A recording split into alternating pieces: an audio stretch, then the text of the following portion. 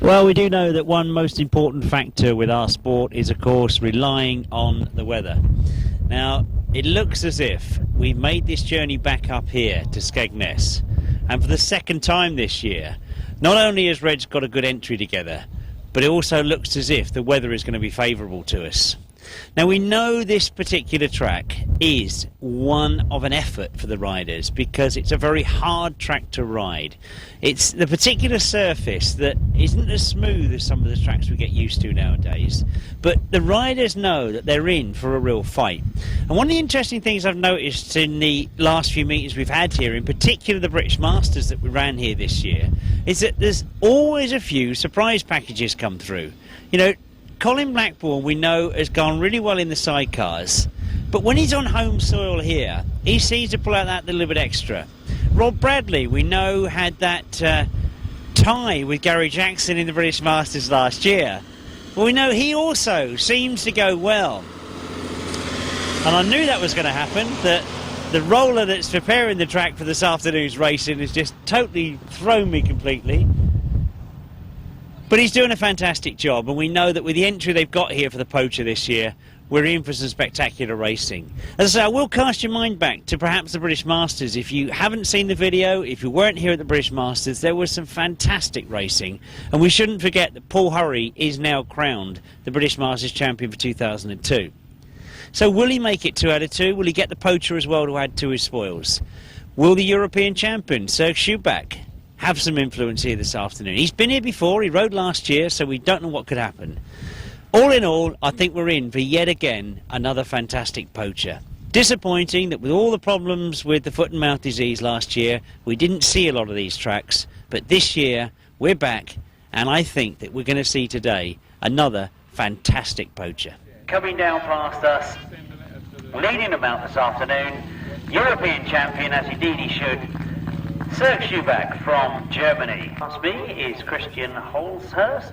He's also travelled over here from Germany, and you can quite clearly see the youngster that's got great potential. Riding number 20, David Howe, who we've seen in action here before. Craig Smith riding number 2. Riding number 4, we've got the youngster Andrew Appleton at a fantastic British Masters. Number 95, Jason Handley. And number 3, John Pepper. Always got that smile on his face. And And one I'm sure a lot of you will be cheering for this afternoon, number 17, Joe Screen. Great to see him in action on this sort of circuit. Number 29, Paul Knott, always there fighting his way through. Number 127 and 188. So 127 is Graham Gent and Mark Ferry next to him on 188.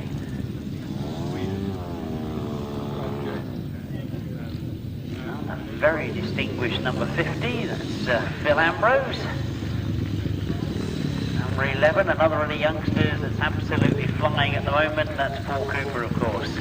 Number 15, that's our rider that has come in as an additional rider. You won't have in the programme, that's Phil Knowles. And 21, Simon Ashworth. Oh, see on the outside, 173 and 70. 173 is Neil Taylor. Shouldn't miss number 86 going past me there, Paul Hurry. Number 31 is Richard Hall. A lot of the riders coming around for the second time. If we've missed any, hopefully we can pick them up.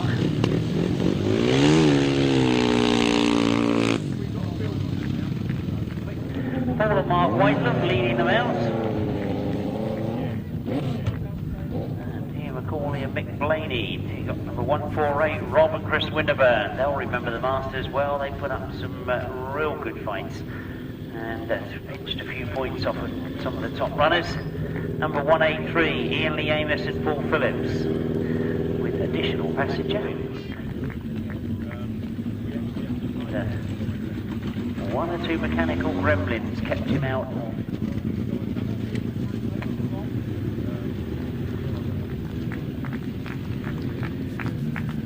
Well, that looks to me like it's Ian Macaulay and Darren Wills. The travellers from up north, going by the outfit, very colourful indeed, of Ivor Matthews and Tony Miles. And good to see the youngsters that went brilliantly in the British Masters. I wonder what they can do this afternoon. That's Matt Fumarola and Andi Wilson. One I'm sure a lot of the local crowd were cheering for is number 25, Colin Blackbourn and Martin Bailey. And always a cheerful smile by number 17, Dave Steer and not John Richards, that looks like Ian Whale to me. So there's been a lot of changes that they haven't fought. And number 23, now this is where I can start the embarrassment factor of the afternoon, because I do hope that Gary can hear me, because a little carrier pigeon arrived on my doorstep this morning that told me that he has now reached the grand age of Big 40. So as he comes round, give him an extra cheer, because he thought he'd kept it a secret.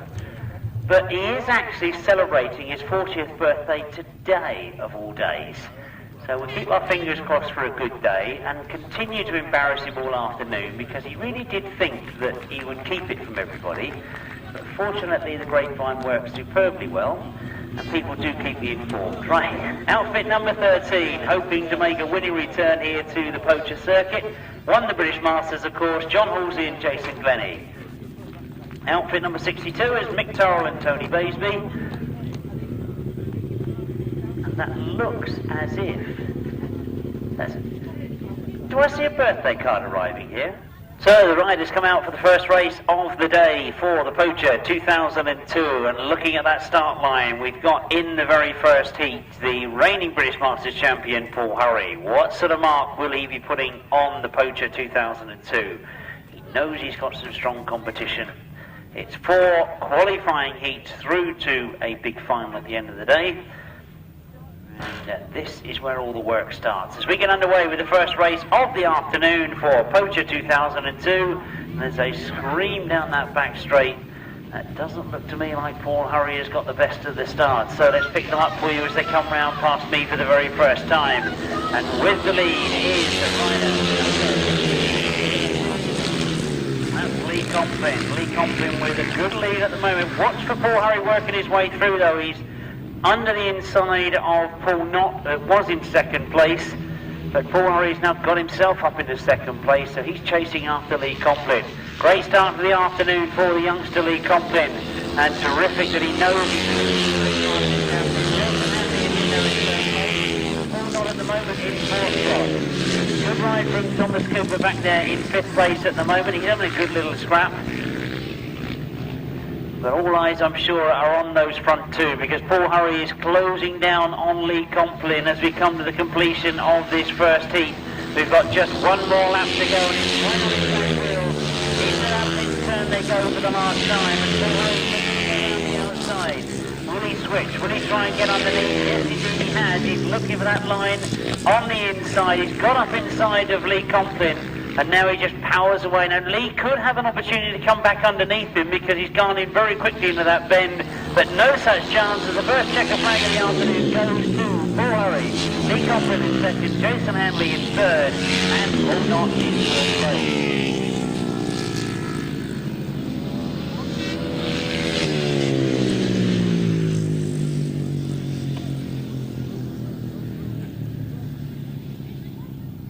So, great start to the afternoon, and really setting the scene for the rest of the day's action. A terrific race won by number 86, Paul Hurry.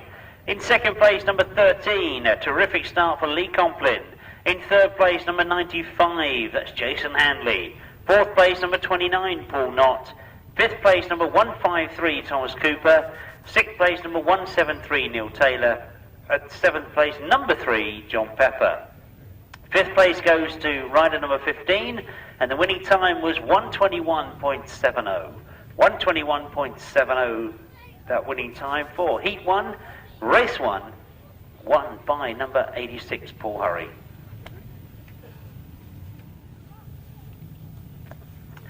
So as we look to Race 2, it's Heat 2 in your programme, and our first chance to see Joe Screen in action. Christian Holhorst, what can he show us of his skill over there in Germany? Number 20, David Howe. Tony Atkins in this one, Craig Smith, Mark Ferry and Graham Gent. As they get away smoothly up that back straight, quickly we can see that one or two riders starting to pull away from the rest of the field. Into the first turn they go, and as they start to sort themselves out, the early pace is being set by number 20, David Howe. Tony Atkins right there with him. And a terrific start for David Howe as he screams away from the rest of the field. Well, he was so unlucky not to have got that under-21 championship down at Rose Venice. He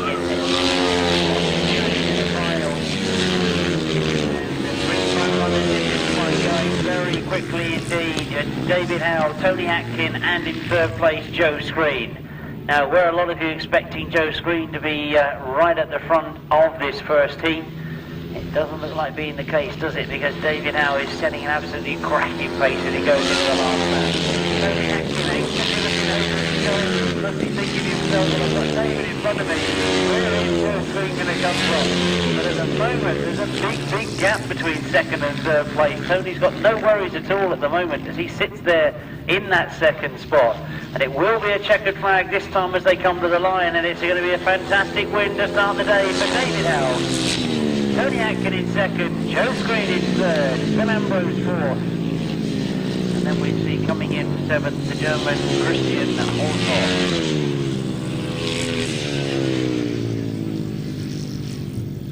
And a win for number 20, David Howe. In second place, number 10, Tony Atkin. Third place, number 17, Joe Screen. Fourth place, 50, Phil Ambrose. Fifth place, number 7, that's Christian Holzhorst. And sixth place, number 188, Mark Ferry. Seventh place, number 2, Craig Smith. And eighth place, 127. The winning time, 123.30. 123.30. So we've now got two winners, Paul Hurry and David Howe. We look now to race 3, and who's going to join them? Will it be European champion Serge Schubach, or will it be the youngster Andrew Appleton, or indeed Paul Cooper, Richard Hall, Dave Rumsey? No Dave Rumsey, of course. His place being taken by John Hartley. So we should see John out in this one. Joined by our Saturday winner, number 9, Peter Knowles. So Peter Knowles goes in as the Saturday winner into this heat.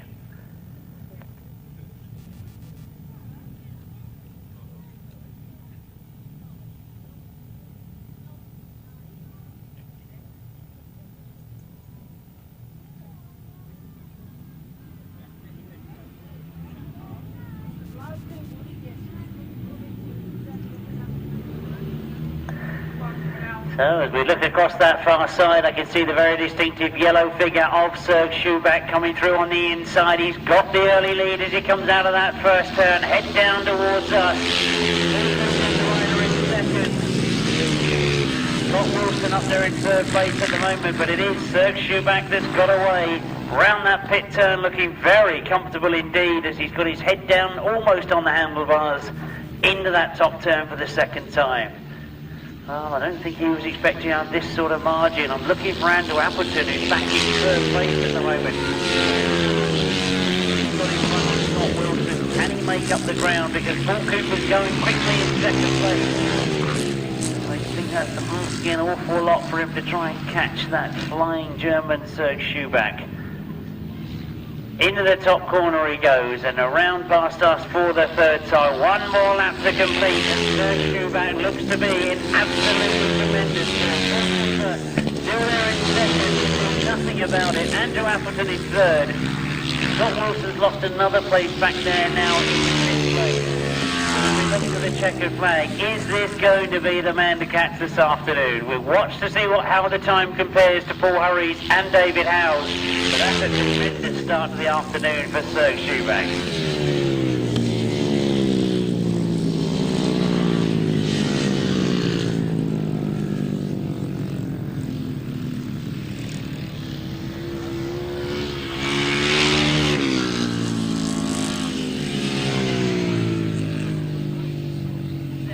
Completing the first leg rides for the Poacher 2000 solo, and a win for a German who looks to be in very determined mood. Number 1, Serge Schuback. In second place, number 11, Paul Cooper. Third place, number 4, Andrew Appleton. Fourth place, number 31, Richard Hall. Fifth place, number 74, Scott Wilson. Sixth place, number 70, John Halsey. Seventh place, number 21, Simon Ashworth. And the winning time, 1:23.38, 1:23.38, so slightly deceiving there. A very quick time right at the start of the day for Paul Hurry. He looks to have the fastest time of those first three heats. And we see out in action for the very first time this afternoon, John Halsey and Jason Glenie. The grand 40-year-old Gary Jackson and Carl Pugh. Number 92 is Paul Whitelum and Kevin Jones. 18, Paul Bickley, Paul Silvera. 87, Rob Bradley, Tristan Winterburn. 30, Carl and Seth Blythe.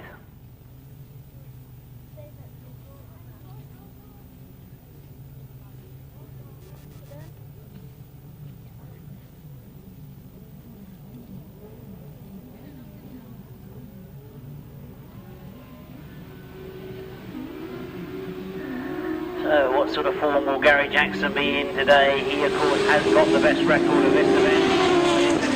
Start from Rob Bradley as he goes into that first turn. He's certainly set the pace. Gary Jackson is right there with them though.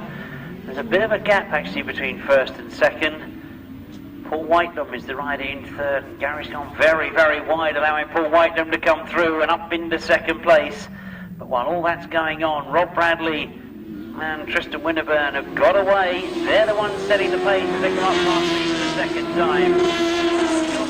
Back in fourth place. What can he do to work his way through? Looking to try and find an opening underneath Gary Jackson. Gary Jackson in turn is trying to get underneath Paul Whitelum. The two of them do it together as they go down the back straight. So Paul Whitelum from second back to fourth place as Gary Jackson now is up in second. John Halsey and Jason Glenie looking for that second place though. Well, they've been very, very tight coming out of that bottom turn. Just about managed to find a gap on the inside, and they got themselves up in the second. Now, they've been fighting their way through after missing the start. Have they got enough time to catch Rob and Tristan Winterburn? Oh, one more lap to go to see if they can do it, but Rob is certainly setting a cracking pace. He's a rider of this sort of very, very good rides in the Masters.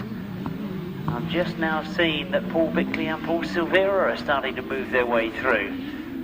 They're closing up rapidly on Gary Jackson as Paul Whitelum looks to have got problems on the far side, but it's going to be a very comfortable victory for Rob Bradley and Tristan Winterburn. John Halsey is going to get the second. It's going to be close for this fourth place, but Gary Jackson just about hangs on. Rob Bradley and Tristan Winterburn. In second place, number 13, John Halsey and Jason Glenie. In third place, number 23, Gary Jackson and Colonel Pugh. In fourth place, number 18, Paul Bickley, Paul Silvera. In fifth place, number 30, Seth and Carl Blythe. In sixth place, number 92, Paul Whitelaw and Kevin Jones. Winning time, 1:46.34. 1:46.34. As we see the first of the sidecars going to Rob Bradley and Tristan Winterburn.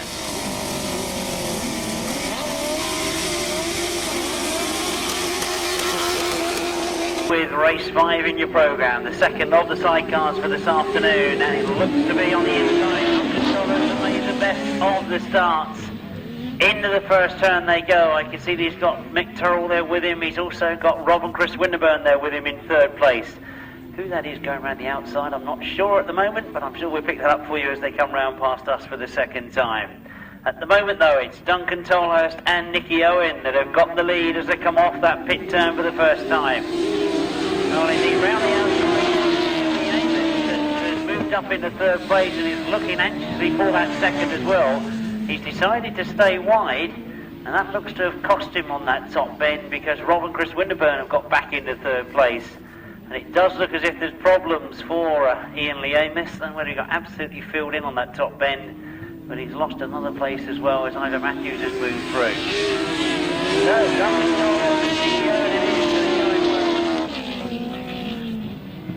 Mick Turrell and Tony Baisby still there in second place. They've not really been able to get close to Duncan Tolhurst, but they themselves have maintained that second very comfortably as they go into that pit bend for the second time. One more lap to go then as they come past us. Helmets are dipped as they come past us. I think there are one or two flints flying around out there. That will cause a few problems. A disappointing start for Ivor Matthews and Tony Miles. They won't be happy with a fourth place, and they're closing up rapidly on that last bend on third place, Rob and Chris Winterburn. But as they come to the checkered flag, I think it's asking too much. They're going to have to settle for fourth place. So they'll need to do some work with machinery to get it sorted.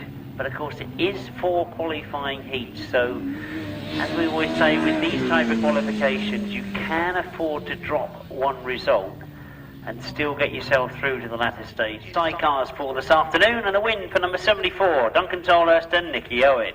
In second place, number 62, Mick Turrell and Tony Baisby. In third place, number 148, Rob and Chris Winterburn. Fourth place, number 15, Ivor Matthews, Tony Miles. Fifth place, number 183, Ian Lee Amos and Paul Phillips. And sixth place, number 16, Mark Sharax and Kevin Fuller. The winning time, 1:46.10, 1:46.10, so slightly quicker than that we saw in the first heat.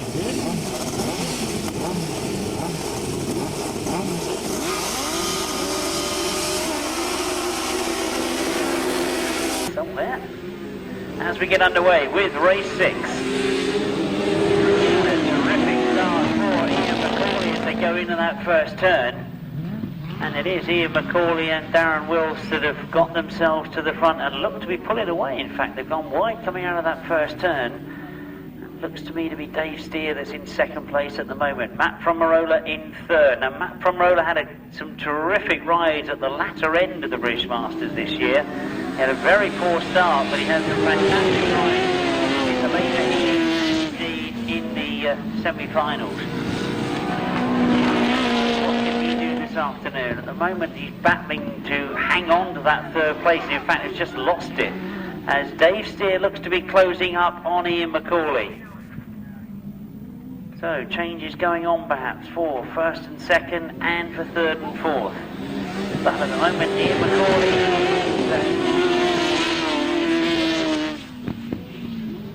that's where he stays as he goes into the top turn. Dave Steer still trying to close on as he goes down the back straight. Looks to have a much better exit out of that top turn. Lines him up better for this pit bend, but Ian McCauley doing nothing wrong at the moment. He's still got the lead. Into the last lap he goes, and that looks to be how it's going to stay. Dave Steer there in second. Third place now as he's got past Matt Fumarola and Andi Wilson. there be a change? Just the pit bend to go, and Dave Steer again closes right up on Ian McCauley. It looks as if he's going to have a go as they come to the line. Ian McCauley's got the line, but he's gone a little bit wide. He does enough though. Dave Steer takes second. Colin Blackbourn in third, and Matt Fumarola in fourth.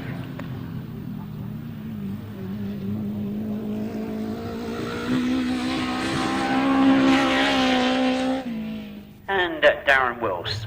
In second place, number 17, Dave Steer and Ian Whale. In third place, number 25, that's Colin Blackbourn and Tristan Winterburn.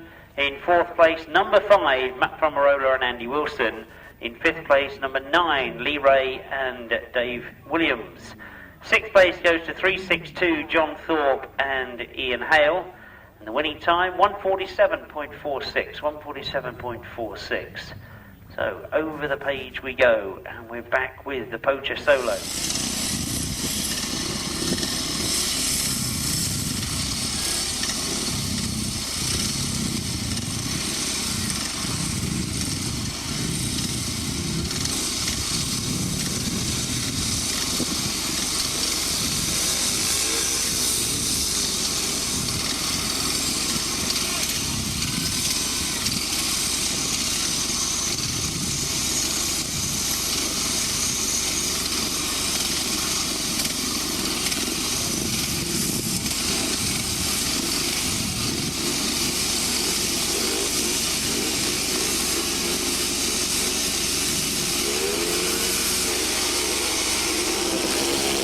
Great tussle with Paul Hurry. As they get underway, I can see that Serg has actually missed the start. He's back in fourth place, and that could make life very interesting indeed. As they come off that first turn, they start to sort themselves out, and setting the early pace is Lee Complin. Richard Hall is giving Serg back a run for his money in that third place. But look at those two at the front. David Howe trying to go around the outside of Lee Complin. And Serg Schuback watching what's going on in front of him at the moment. Can he close? Off the top turn they come for the second time. And it is David Howe up there in front now of Lee Complin. Serg Schuback still there in third place. Richard Hall in fourth. David Howe now he's got himself to the front to be pulling away from the other two. They really are motoring. One more lap to go for David Howe. 2 out of 2 for him. Lee Complin, nothing about it. In fact, Lee Complin, I think, has got to watch his second place. Serg Schuback is closing on him.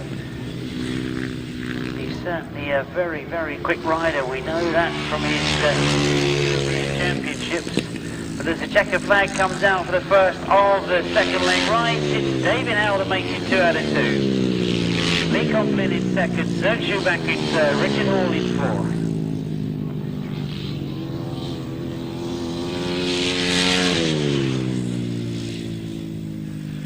And a win for number 20, David Howe. In second place, number 13, that's Lee Complin. Third place, number 1, Serg Schuback. In fourth place, number 31, Richard Hall. Fifth place, number 2, Craig Smith. Sixth place, number 70, John Halsey. The winning time, 122.36, 122.36. You should have had 20, 13, 1, 31, 2, and 70. It's a little sidecar, and if we're registered, it lets you do because Tristan can't go on. Go for race 8 in your programme. Look this time perhaps for Paul Hurry back in third spot. Looks very distinctively like the leathers of Paul Cooper that's got to the front. Confirm that as he comes round. It is indeed Paul Cooper. Paul Hurry up in second. Phil Ambrose is the rider in third. It's a terrific start for Paul Cooper, and certainly Paul Hurry's not had it all his own way this afternoon. He had to scrap for 3 laps with Lee Complin in his first ride. He's now got the challenge from Paul Cooper, and this really is a terrific ride from Paul as he comes down faster. He's very comfortable in that lead.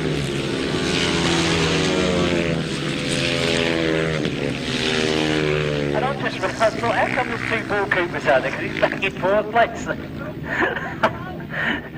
So, Tony Atkin, I will give the credit to, who's got the lead. Must remember to look at the number plates a bit more clearly.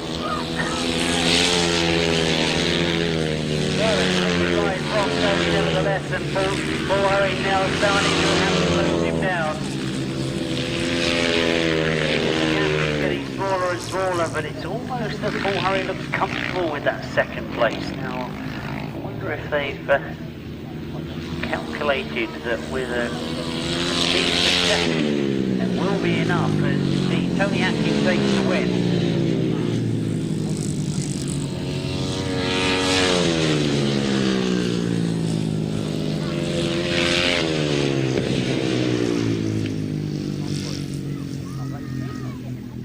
Number 10 it is that goes in 1st place. In 2nd place, number 86, Paul Hurry.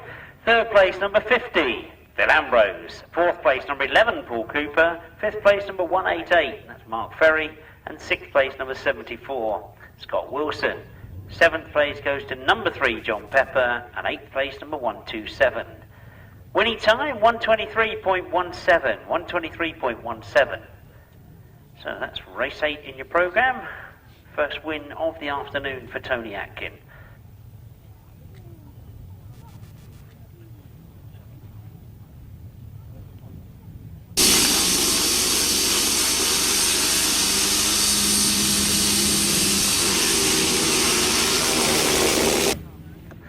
Oh, away we go with race 9 in your programme, completing the second leg rides for the Poacher 2000 solo. We look to see right at the front Joe Screen making a much better start. Andrew Appleton is 3rd at the moment, but then it gets very, very bunchy for that 4th, 5th and 6th. But this is better from Joe Screen. He had a 2nd place first time out. In fact, 3rd place if I remember rightly. He was behind indeed David Howe and Tony Atkin.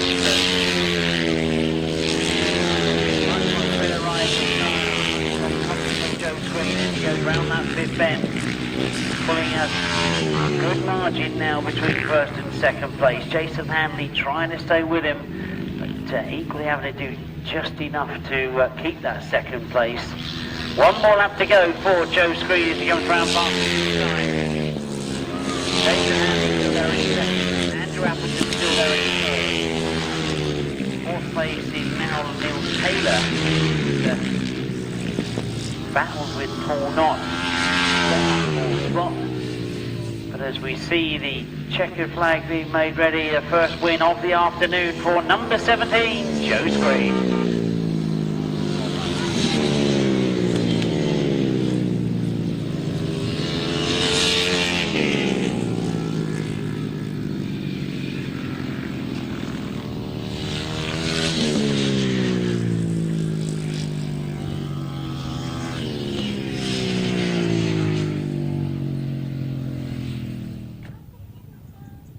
So, race 9 in your programme, competing in the 2nd leg rides for the Poacher Solo, and a win for number 17, Joe Screen. In 2nd place, number 95, Jason Handley. 3rd place there, number 4, Andrew Appleton. 4th place, 173, Neil Taylor. 5th place, 153, Thomas Cooper.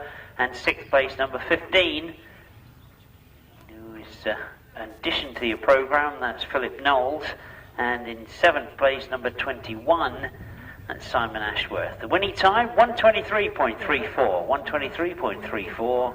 So you should have had for race 9, 17, 95, 4, 173, 153, 15 and 21. 123.34 the winning time.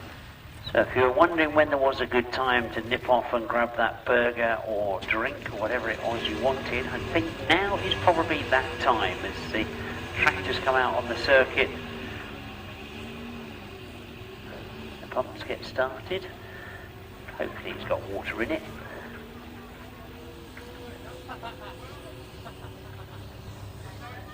As we in fact turn over the pages of the programme past that fantastic photograph of Colin Blackbourn and Martin Bailey.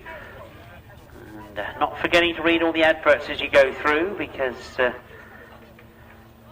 Those are the sponsors that help fund the event, and if you ever get a chance to use any of them, don't be shy and say that you heard about it from Grasstrack Racing.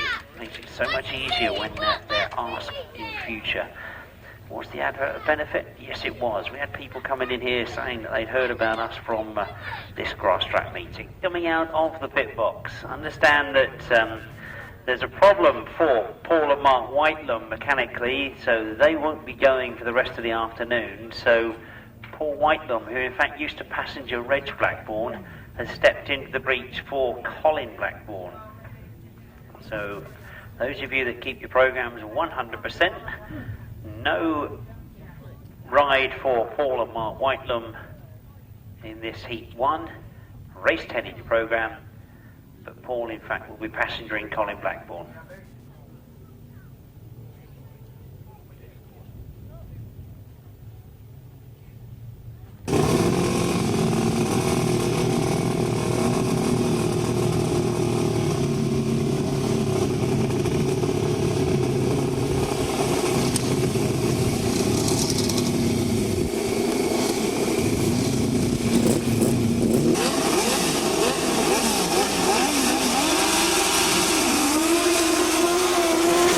Go up for race 10 in your program. This is the start of the second leg ride for the Sidecars. And that's a terrific start for Colin Blackbourn.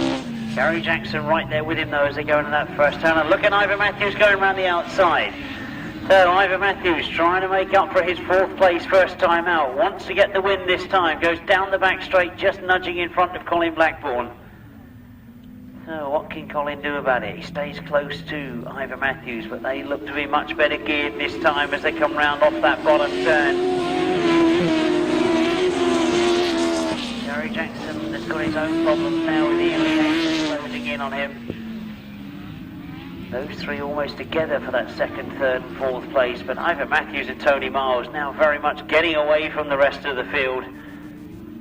This is a much, much quicker ride for Ivor Matthews as he comes round that pit bend looking very comfortable indeed. Colin Blackbourn and Paul Whitelam still with that second place, but Gary Jackson knocking on the door all the time. They're very, very close to them. One mistake from Colin Blackbourn and Gary Jackson will be through. Can't quite believe the margin that's opened up between first and second. Ivor Matthews looks to be absolutely flying now as he goes into the last lap. Still close for this second place. Gary Jackson looking to make a move. Goes in tight once again. And of course the danger is that all the time he's trying to push Colin Blackbourn, he will leave a gap for Lee Amos to come through. And as we see the checker flag being made ready, this is a much better ride from Ivor Matthews and Tony Miles as they see the checker flag, their first of the afternoon. Colin Blackbourn hangs on to that second and Gary Jackson indeed hangs on to third.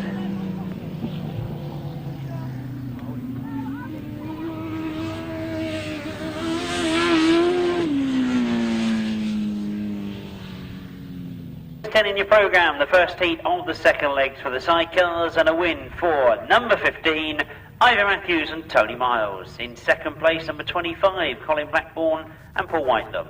In third place, number 23, Gary Jackson and Carl Pugh. And fourth place, number 183, Ian Lee Amos, Paul Phillips. Fifth place, number 9, Lee Ray and Dave Williams. The winning time, 150.19, 150.19. So as they come to the line for race 11 in your program, an interesting clash because Rob Bradley and Tristan Winterburn, they had a win of course first time out, and 50, Ian McCauley and Darren Welsh, they also had a win.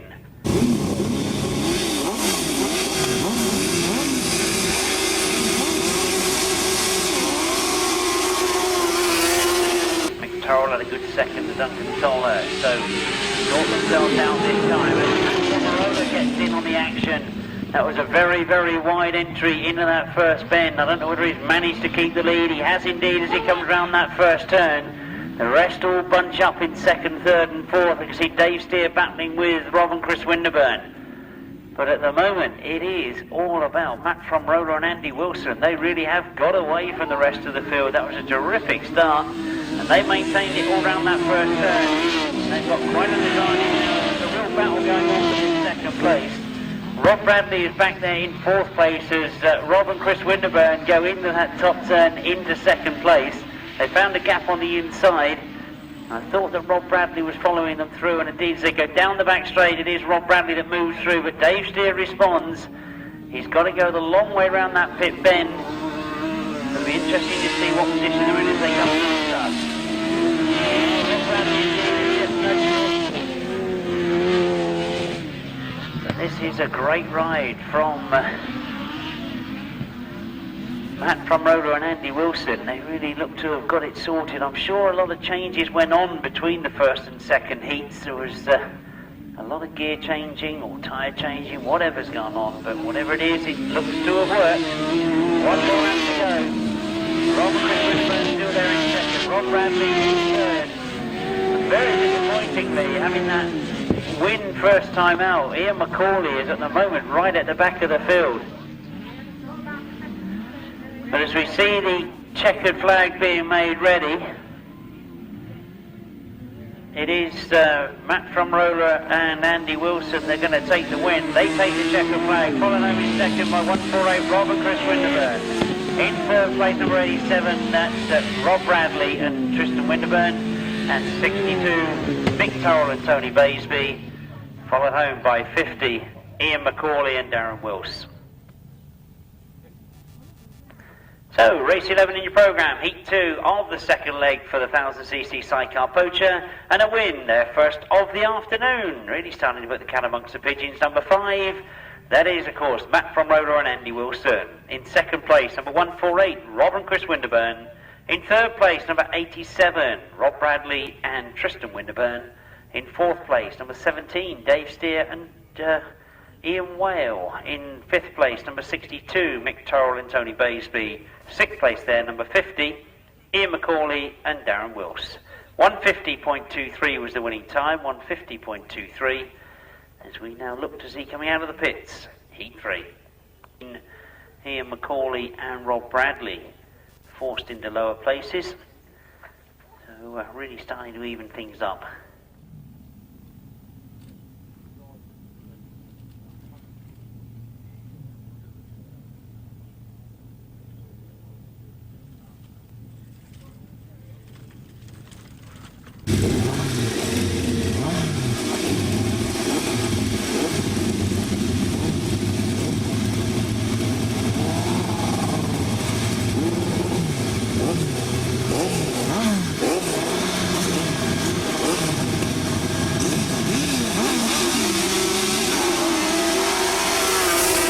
Once more as we look to complete the second leg ride. And this time Halsey that's made a better of the start as they go into that first turn. Duncan Tolhurst, of course, had a heat win first time out, looking to be in second place, but he's under pressure for that second place as they come out of that top bend. I think that's Paul Bickley that's come through in the second. I'll check that for you as they come round this time. But John Halsey and Jason Glenie doing much the same as Ivor Matthews, coming out much quicker in their second ride. Bickley and Paul Silvera have got up into second place. Duncan Tolhurst sitting there in third spot. And as we look across that far side, John Halsey not really getting away from Paul Bickley, but still comfortably sitting there at the front.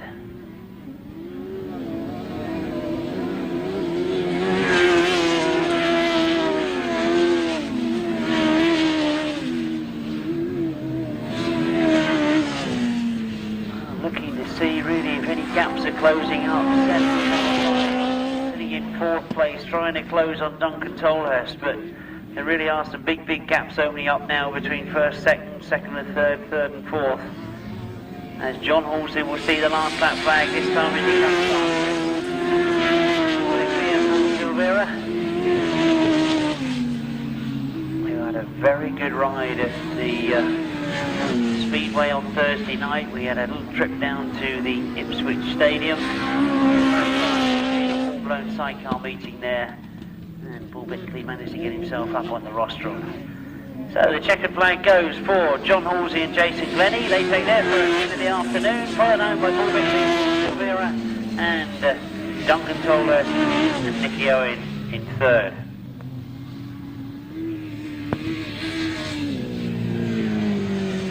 The result reads as a win for outfit number 13, John Halsey and Jason Glenie. In second place, number 18, Paul Bickley, Paul Silvera. In third place, number 74, Duncan Tolhurst and Nicky Owen. Fourth place, 30, Seth and Carl Blythe. And fifth place, number 16, Mark Sharax and Kevin Fuller. Sixth place finisher there, number 362, our addition to the programme, John Thorpe and Ian Hale. And the winning time, very quick indeed, 148.35. 148.35. Oh, race 13, I should say. Serge Schubach goes in this one. Joe Screen, Lee Complin. Not forgetting Paul Cooper, Simon Ashworth, Peter Knowles, Thomas Cooper, John Pepper.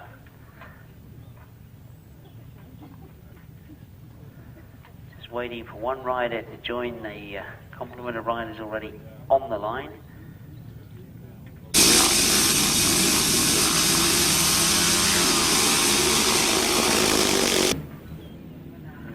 Across that far side, well, that looked to be an incredibly good start for Joe Screen. He seemed to gain 3 or 4 bike lengths before he'd even got 10 yards out of the starting gate, and he looks to be capitalising on it already. Confident is the rider he's got there with him, and I think that Schubach that we've lost on the first turn is quickly up on his feet.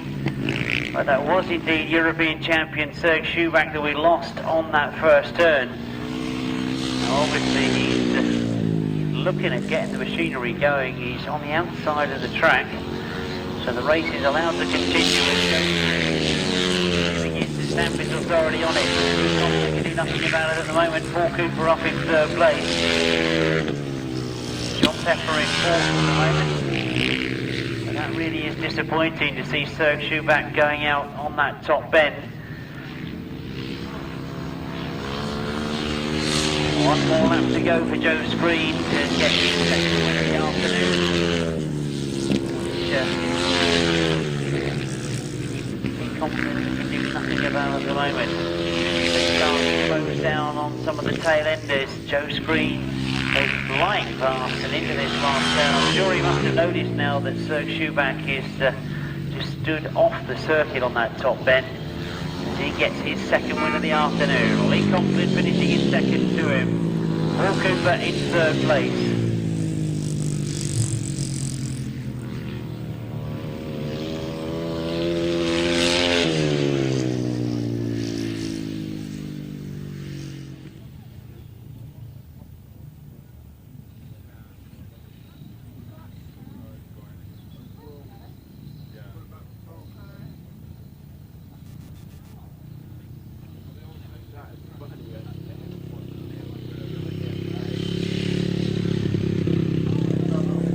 Good to see that Serge Schubach has got machinery going again and makes his way back to the pits. Obviously getting a taste of the Norfolk soil. But, we'll give you the official result. Oh, how do I get shouted at? Lincolnshire soil then, alright, sorry. I knew I was north of Watford anyway, put it that way. Right, race 13, the official result reads as a win for number 17, Joe Screen. In second place, number 13, Lee Complin. Third place, number 11, Paul Cooper. Fourth place, number 3, John Pepper. Fifth place, number 21. And the winning time, 127.60. 127.60.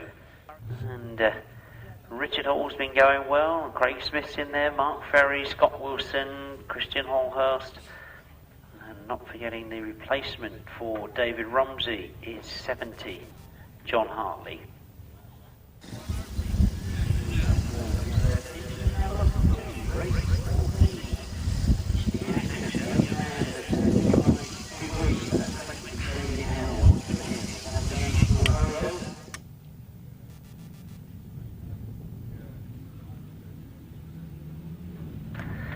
So away we go then with race 14. As they immediately get away, is that Paul Hurry that's made the best of the starts? Certainly looks to be as they go into that first turn, starting to sort themselves out. David Howe, I think, is coming through on the inside. It is Paul Hurry that leads. David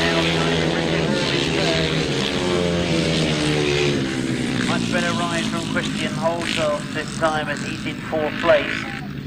But really, it's all about these front two. Can David Howe keep the maximum? Can he get past Paul Hurry? Will Paul Hurry stamp his authority on this one and show him that he's got a fight on as David Howe gets it horribly wrong in the middle of that bend, but he recovers from it. Now trying to pull away from Richard Hall in 3rd place. Paul Hurry quickly demonstrating why he did in fact win that British Masters up here. What seems to be just 4 weeks ago now. As we see him go into the last lap comfortably leading from David Howe, the only rider that has been this afternoon. So the record's going to start to change. And bring it points closer.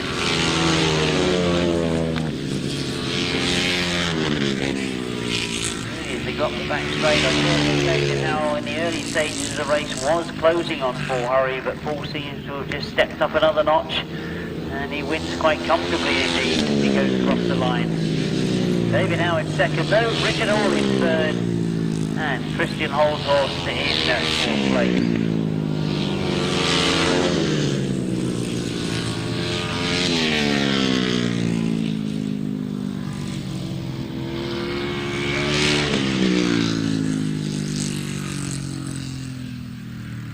Race 14 in your programme, Heat 2 of the 3rd leg rides. A win for number 86, Paul Hurry. In 2nd place, number 20, David Howe. In 3rd place, number 31, Richard Hall. 4th place, number 7, Christian Holsworth. And 5th place, number 74, Scott Wilson. 6th place, number 188, Mark Ferry. 7th place, number 2, Craig Smith. And 8th place, number 70. 125.24 was the winning time, 125.24. As we now look to see race 15, the last of the 3rd leg rides. Sign in on caravan, please.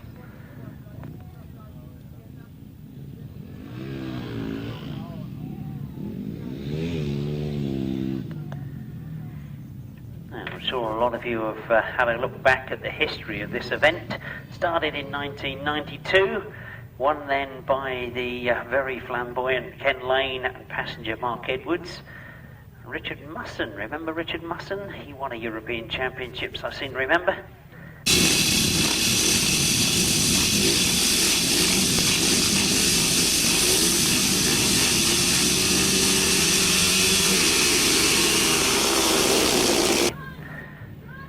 Earlier, he certainly has the best of the records for this event. And we stay for the moment with the solo poacher, and as they go into that first turn, all sorts of problems for Andrew Appleton as they go into that first turn.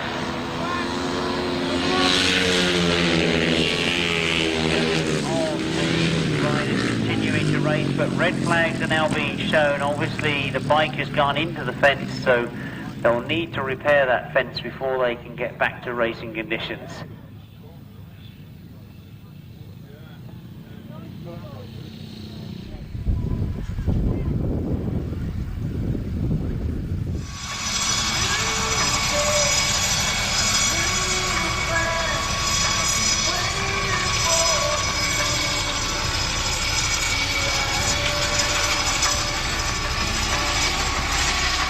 All your wishes go with him.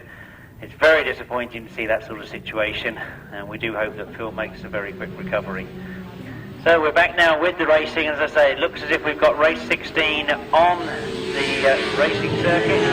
With the Sidecars, of course, and into that first turn goes Dave Steer leading the pack with John Halsey and Jason Glenie in 2nd place. And disappointing at the moment that I've got Ivor Matthews way back there in 5th place. Now, you may remember in the 2nd leg ride, Matt Fumarola and Andi Wilson had a very, very good ride. They're in 3rd place at the moment, so it's a very strong heat that Dave Steer's leading, or indeed, as I say, he just lost the lead to John Halsey and Jason Glenie. And indeed, as I say that, you can see that Matt Fumarola has got much closer. There's a great battle going on for that 4th place. Ivor Matthews trying to get round the outside of Carl and Seth Blythe. And he looks to have done that now as he gets himself up into third place. But at the front we've got John Halsey and Jason Glenie looking for their second win of the afternoon. Still there in that second place. Matt Fumarola getting closer and closer all the time now, and he finds a gap on the inside. Those two outfits together, and Matt Fumarola done brilliantly to hang on to that outfit. Well, that really was a heart-stopping moment, as I thought Matt Fumarola had thrown it completely sideways, but he picked it up brilliantly and got it back under control. Excellent work from both driver and passenger to keep that momentum going. They lost a little bit of the challenge that they had on Dave's steer. I wonder, will they try it again? They get closer again into this top turn. This time it's the outside they're going for. Trying to kid Dave's steer that they're going to come around the same way, and they've done it the long way. They're round the outside, but Dave's steer comes back at them. There are all sorts of problems again for Matt Fumarola. I'm sure he lost something off that outfit. But again, he's done absolutely brilliantly keeping that bike under control. As the checkered flag goes, I'm struggling to keep my eyes on the eventual winner, John Halsey. But Matt Fumarola, with all sorts of problems, done absolutely brilliantly.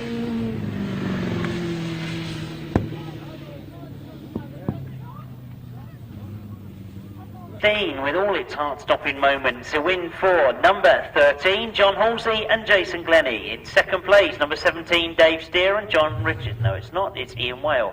In third place, number 15, Ivor Matthews and Tony Miles. In fourth place, number 9, Lee Ray and Dave Williams. In fifth place, number 5, Matt Fumarola and Andi Wilson. And in sixth place, number 30, Seth and Carl Blythe. 1:47.26 was the winning time, 1:47.26, so we have returned back to the times we saw in the first leg. Now, I'm anxiously watching the pits. I don't know whether they're going to bring out the second leg of sidecars or we're going to see that rerun of race 15. Well, looking down at that pit gate, it does look as if we're now reverting back to the rerun of race 15. As they certainly look like solo machines to me. So I reckon that is race 15. And obviously, on behalf of the club, apologies for the delays, but I'm sure you know exactly what it's all about. We've got to have the track in absolute tip-top condition for racing to commence. And disappointingly, although brilliantly held on to, Matt Fumarola decided to demolish the fence on the far side. So.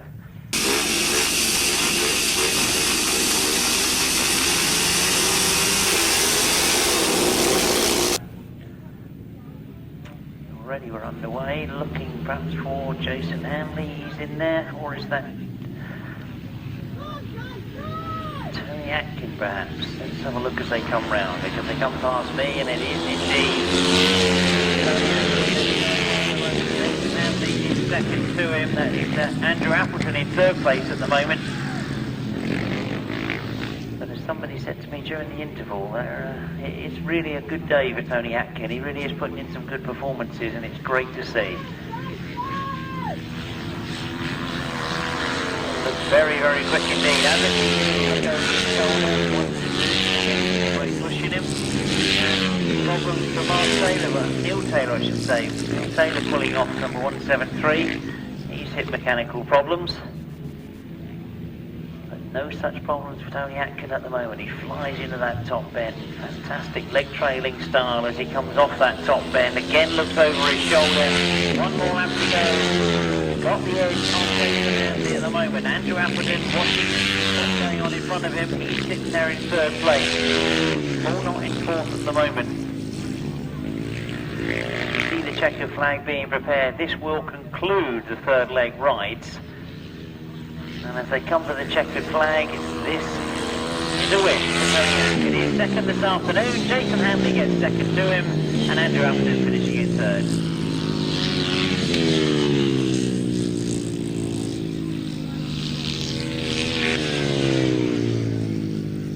15 in your programme. A win for number 10, Tony Atkin. In second place, number 95, Jason Handley. Third place, number 4, Andrew Appleton. Fourth place, number 29, Paul Knott. And fifth place, number 127, Graham Gent. The winning time, 125.36. 125.36 as we go over the page again and back to Heat 2 of the third leg 1000cc Poacher Sidecars. So our sidecar crews being very reluctant to get into that start gate. But,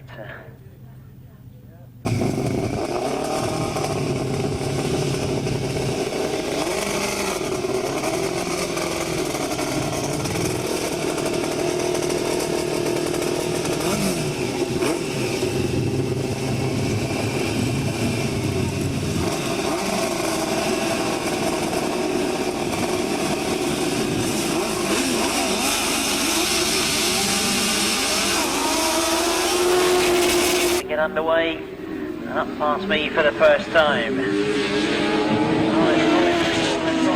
Duncan Torres is right there with him though as they go into that first turn. And remember, Duncan's had wins earlier on this afternoon. Rob and Chris Winterburn want to change that though as they come through on the inside of him, get up into second spot. Back comes Duncan Torres as they go down that back straight. And while those two are battling, you can see that Colin Blackbourn and Paul Whitelam have got away from them. So up past me for the second time, the lead is with Colin Blackbourn and Paul Whitelam. Duncan Torres on the inside, battle royal with Rob and Chris Winterburn. And again, they're almost together as they go into the middle of that bend. It does look as if Duncan's got the edge now as they go down the back straight, but this is a good ride from Colin Blackbourn. Certainly going to be there or thereabouts this afternoon as he comes round past us with a bit of a margin now on Duncan Torres. That will be second place for Duncan Torres and Nicky Owen as they now have got a comfortable gap between them and Rob and Chris Winterburn. In fact, Mick Turrell perhaps getting closer. Now I wonder, is Duncan Torres catching Colin Blackbourn? They certainly seem to really motor down that back straight and get closer to him as they come towards the last lap flag. Not the gap that there was, certainly not the all the time. Well, it's asking an awful lot, but I know if there was half a chance Duncan would go for it. Again, you can see he closes up going down that back straight. So had he not had that battle with Rob and Chris Winterburn, this might have been a different story. But as they see the checkered flag, it's going to be a win for Colin Blackbourn and Paul Whitelam.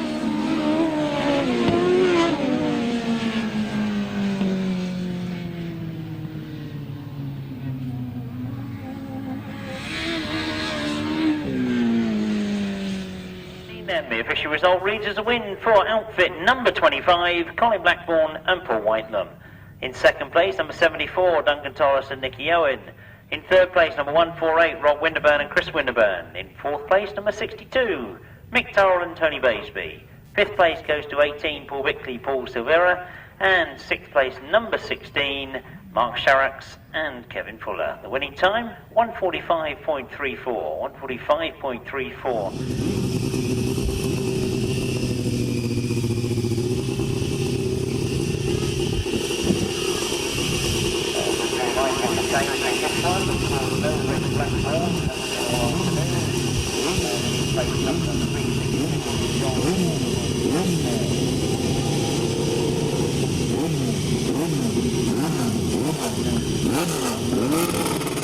We know that Paul Whitelam and Mark Whitelam have in fact pulled out of the meeting with mechanical problems.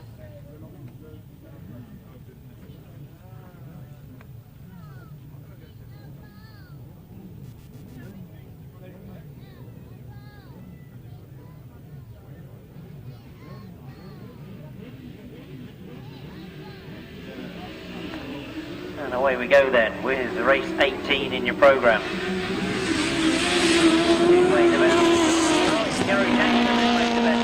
It's good to see Ian McCauley back up there again. He had a very good ride earlier on this afternoon, but couldn't follow it in his second ride, so good to see that he's got back on song. But in second place at the moment, it's Rob Bradley and Tristan Winterburn. Gary Jackson and Carl Pugh, though, getting away. Looking very much quicker than they were earlier on this afternoon.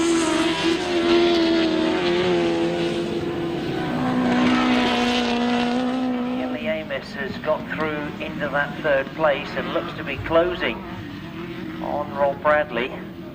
Rob indeed looks to have responded, chases after Gary Jackson as he goes down into that pit bend. So, well, I've said earlier on this afternoon that Gary Jackson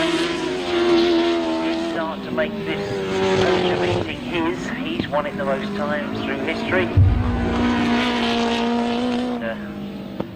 Not forgetting that he lost out to Colin Blackbourn last time the meeting was run, that was in 2000. But we shouldn't ignore that he's won it no less than 4 times. One more lap to go for Gary Jackson and Carl Pugh to get some very valuable points from this third ride. Rob Bradley and Tristan Winterburn sitting there in second, can do nothing about it at the moment. They can absolutely that second place. It will be checker flag this time as they come round off that pit turn. Looking very, very quick indeed. I'm going to be intrigued to see what the time is for Gary Jackson. He takes the win. Rob Bradley in second, Lee Amos in third.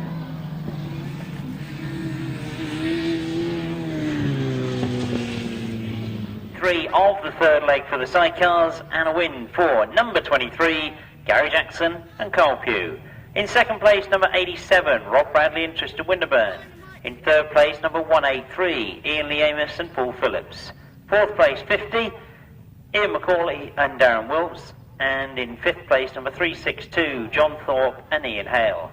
1:45.06 was the winning time, 1:45.06 as we now go over the page and we turn our attention back to the solo competition. Wait a minute, I'm going to be out for me.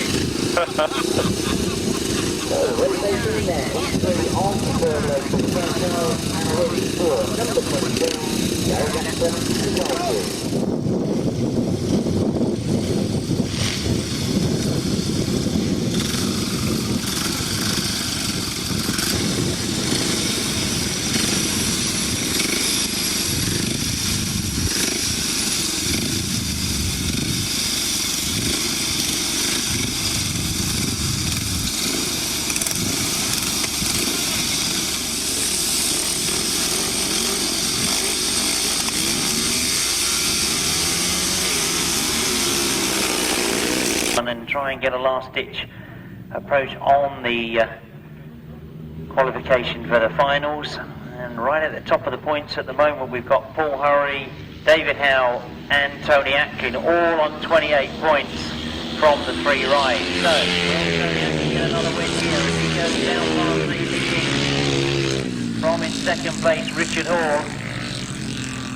And he really does look to be in terrific style this afternoon because he's going about his business in a very matter-of-fact manner. He's going to make this one his third win this afternoon.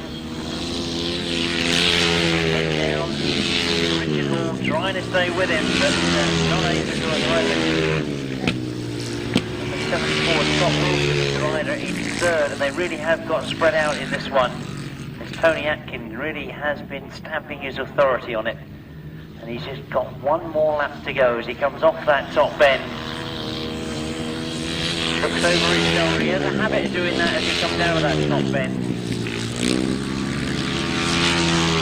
Just when he gets the wheels in line and power off the motor down the straight, he does feel the pressure on to look back.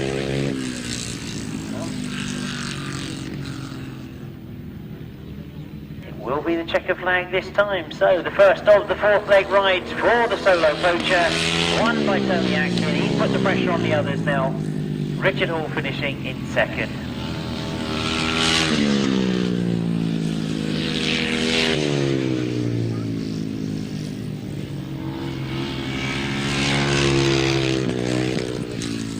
Heat one of the fourth leg rides and a win once again for number 10, Tony Atkin.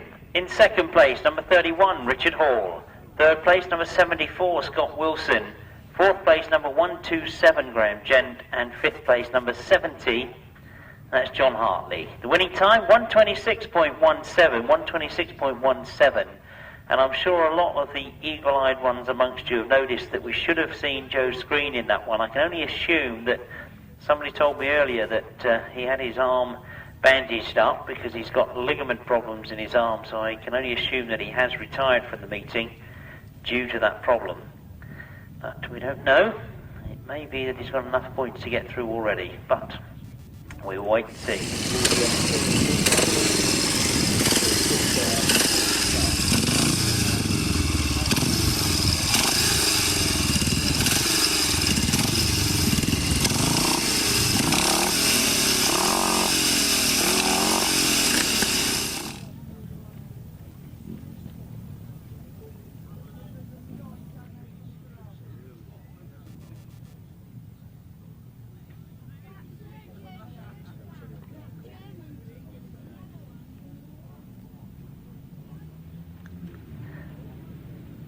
So away we go then with race 20, which could be a very interesting one. Serge Schuback, you remember, fell in his last ride, so he didn't get any points from that third leg ride. He needs to score well in this one as they all go into that.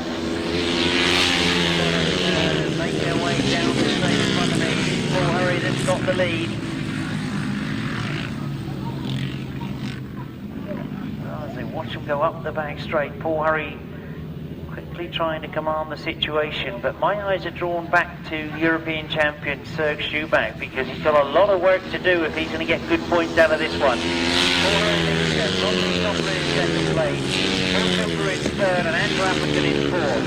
Then fifth place to defeat Serge Schuback. And the gaps really have got quite big between all the positions now. Paul Hurry certainly looking very comfortable. He knows this track well, of course. This is where he won the British Masters.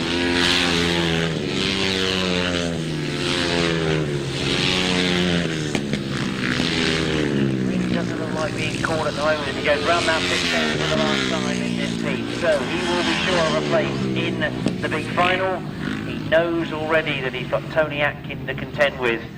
And as he comes around off that top bend, he takes the checker flag once again. Paul Hurry wins then, from Lee Complin in second. Good ride from Paul Cooper in third place, and Andrew Appleton in fourth.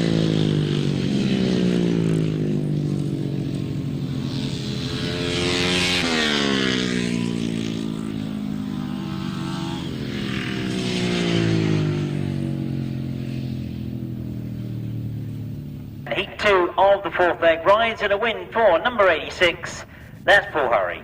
In second place, number 13, Lee Complin.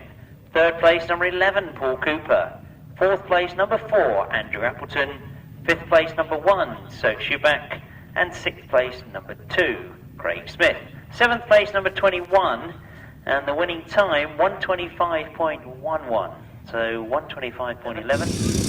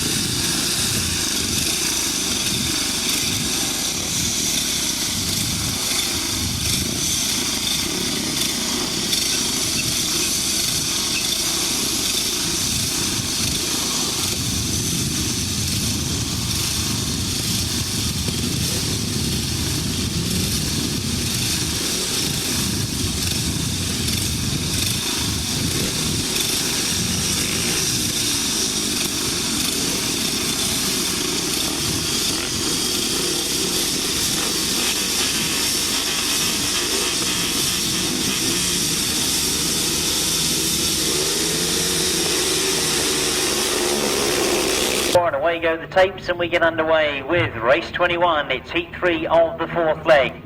And who's going to get the better of it? Is that David Howe moving through on the inside? He's back in third, now up in the second, looking to go after Jason Handley as well. And it is David Howe that's come through on the inside of that first leg. In second, Neil Taylor in third, Paul Knott's in there in fourth place. And there's problems for Christian Holzhorst again as he pulls off into the centre green with a chain not doing what it's supposed to be doing. We can now only watch to see David Howe. This is promised to be a cracking poacher final. You've watched them race all afternoon. I know we've had a few breaks, but who would you put it on at the moment? David Howe has been absolutely flying. Tony Atkin really has looked in great form this afternoon, and you can never write off Paul Hurry, of course, the British Masters champion. So it promises to be a cracking final as David Howe goes into the last lap, his last heat ride. David Handley, I think he's going to be there as well. He's been scoring consistently this afternoon. He goes up the back straight in a comfortable second place. Now there's still a scrap going on for that third place though. It's very close between those two as they go into that top bend. Paul Knott electing to go on the outside line. So we'll see who gets the best of that as David Howe takes the win. Jason Handley in second. Neil Taylor and Paul Norton never go across the line, but Neil Taylor just about managed to keep it. Last of the heat rides for the solo competition, a win for number 20, David Howe. In second place, number 95, Jason Handley. Third place, number 173, Neil Taylor. And fourth place, number 29, Paul Knott. Fifth place, 188, Mark Ferry. And in sixth place, rider number 3. The winning time, 126.07, 126.07. So, do we read anything significant into those times? Paul Hurry with a 125.11.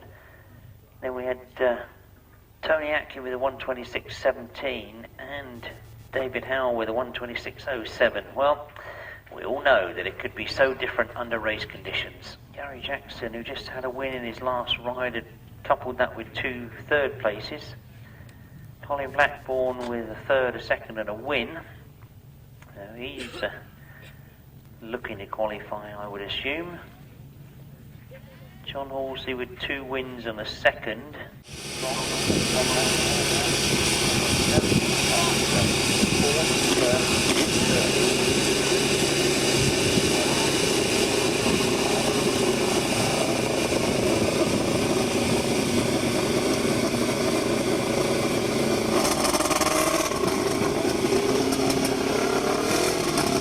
Chris Winterburn must be a pair that are on the borderline. They've had 2 thirds and a second. So Rob Bradley, of course, I shouldn't forget, and not forgetting that in fact we've got John Halsey and Jason Glenie. So we'll wait to see what the outcome will be, but obviously this one is going to have a serious effect on the overall point scoring. As they quickly get underway, who's made the best of the starts? As they get to me, it is Colin Blackbourn has done it. Rob Bradley goes with him. John Halsey is in third place. That's how they go into the first turn. It all gets very, very tight in the middle of the bend. Colin Blackbourn and Paul Whiteland, though, do look to have the edge as they go down the back straight. Rob Bradley and Tristan Winterburn trying to stay with them, being pushed by John Halsey and Jason Glenie. And Rob Bradley's gone very quickly in the middle of the bend. He's looked to have caught up slightly there on Colin Blackbourn. John Halsey looks to have elected to go the long way round as he goes into this top bend. There was no gaps on the inside, so he tried the wide line. It could mean it'll be quick down that back straight. Now he's gone very, very wide. He's staying out of the dirt line, and indeed, again, he's been forced to go wide. So it'll be interesting to see what he can get round, because he's left some big, big gaps on the inside. Behind him, so he can't really afford to leave too many gaps. And this time he very sensibly locks it in tight and just follows Rob Bradley round that top bend. Now, will he get the advantage down the back straight? Closes right up on him. Will try and stay tight again, I think, as they go into the last lap. But while all that's going on, Colin Blackbourn and Paul Whiteland have comfortably stayed in front. They look like getting back to the point.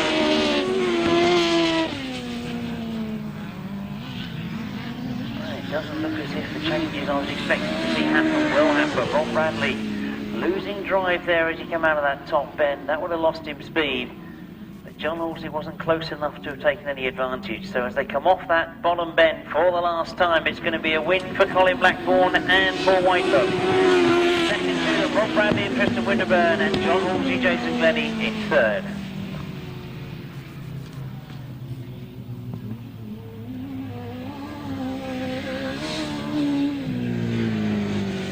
The first of the fourth leg rides, a win for number 25, Colin Blackbourn and Paul Whiteland. In second place, number 87, Rob Bradley, Tristan Winterburn.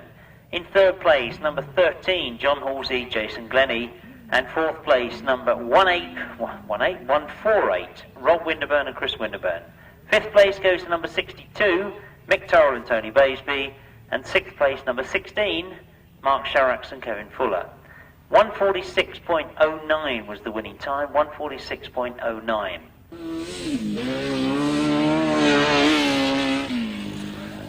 Well, that looks to me like Matt Fumarola and Andi Wilson asking if they can quickly go out for a practice. So obviously there was some serious damage to their machinery done when they decided to flatten the posts on the far side.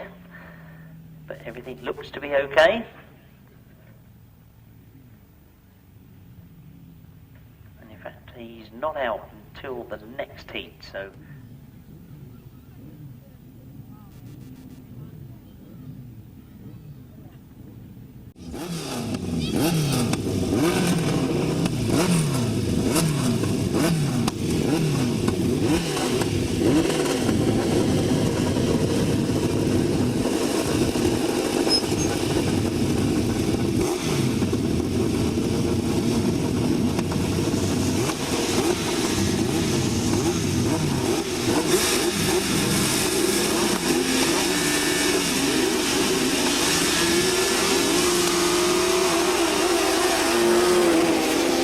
race 23, this is heat 2 of the fourth leg ride. They come past me, Dave Steer's right up there as well as they go into that first turn, and I think that's Ivor Matthews has gone around the outside of the dirt line. It is in fact Ivor Matthews and Tony Miles that appear out of the bend in third place. And Dave Steer gets very, very close to Ian McCauley. He's certainly had a very good day, Ian McCauley and Darren Wills. Dave Steer trying to find a way. This could be interesting, because if Dave Steer goes wide, he's running the risk of Ivor Matthews coming in on the inside of him. Now I think he's realised that and decided to stay tight. He goes past Ian McCauley. Ivor Matthews trying to go past as well as he goes into that bottom turn. He gets there as well. He's gone into second spot. So now the pressure on for the leader, Dave Steer, as Ivor Matthews has got a very good exit out of that bend. He's much, much closer to him as he goes into that top turn. Has to find a way through on the inside. Is he forced to go wide? No, he stayed tight, and Dave Steer knows he's there. So he shuts the doors and makes sure that he stays ahead. Into the bottom turn they go. Ivor Matthews looking. Now this is where he made a much better exit out of the bend, but Dave Steer's corrected it this time. He's held a much tighter line, not allowing any gaps for him to get through. Ivor, I think, has realised he's going to try and go the wide line. See if he can get a quick run down that back straight. Ian Well looks over his shoulder, knows he's there. He's got one more turn to go to come into this checker flag. Ivor looks to be having another go as he goes round the outside, perhaps this time. Oh, it's a long way round, and Dave Steer knows he's there, and he's come out brilliantly to keep him out. Oh, that was a very tactical piece of riding from Dave Steer. He wasn't going to leave any gaps there for him.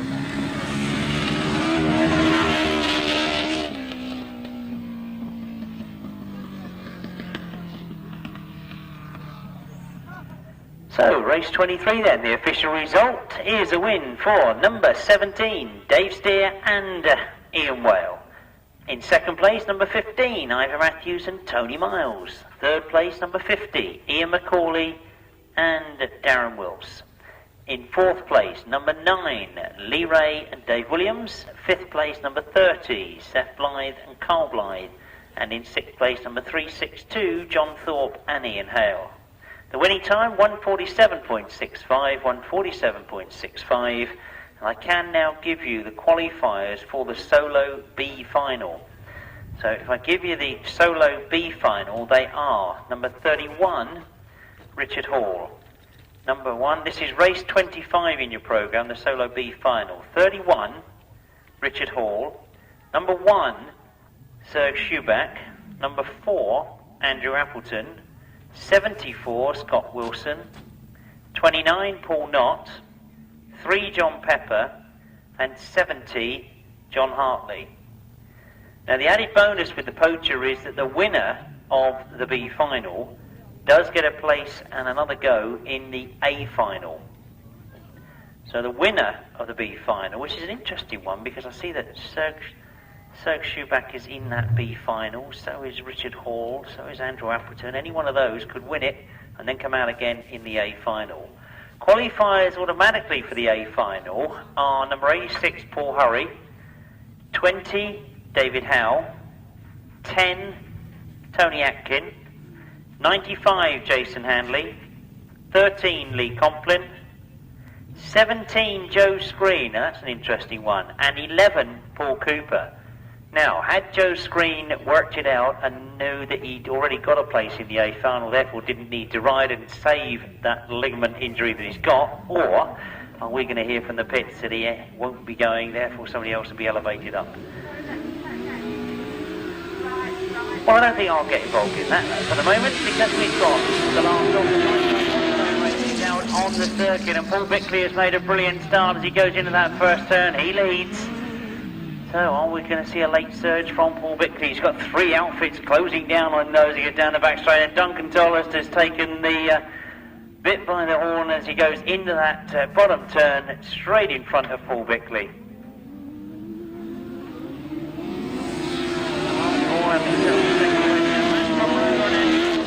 Third, and Gary Jackson with all sorts of problems back in 4th place. Well, he had a win last time out. Now, will this mean that Gary may not qualify for the A final? Well, we'll wait and see. I'm not close enough to the points to be able to work that one out for you at the moment, but it certainly is going to be interesting. Duncan Tolhurst, not sure, has done enough to get himself into the A final. And, Matt Fumarola in 3rd at the moment. Has he done enough? He's had a very up and down day. As we watch them go down the back straight, they're now starting to see the gaps open up. But one more lap to go for Duncan Tolhurst to get another win this afternoon. Matt Fumarola, Andi Wilson still holding 3rd. Gary Jackson all the time getting closer and closer though.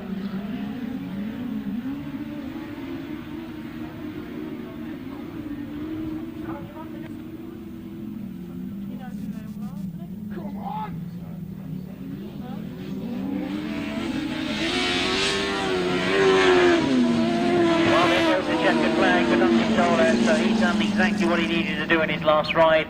Maximum points from that ride, and I'm pretty sure that's got him into the final. Result of the last of the qualifying rides. A win for outfit number 74, Duncan Tolhurst and Nicky Owen. In 2nd place, number 18, Paul Bickley, Paul Silvera. In 3rd place, number 5, Matt Fumarola and Andi Wilson. In 4th place, number 23, Gary Jackson and Carl Pugh, and in 5th place, number 183, Ian Lee Amos and Paul Phillips. The winning time, 146.12, 146.12. So plenty happening and one not to be missed. The following weekend with the South Eastern Centre Championships at the Swingfield site where they had the British Masters last year, and a superb circuit. And then the 3rd of November, don't forget, how can you? The bonfire burn up, and I make no apologies for the cliches. That's the 3rd of November this year. And as the B final gets underway, this is the first of the 4 finals. This, the B final. Remember that the winner of this B final gets to ride in the A final as well. So as they come round off that first bend, who's it going to be? Andrew Appleton to the front, leads.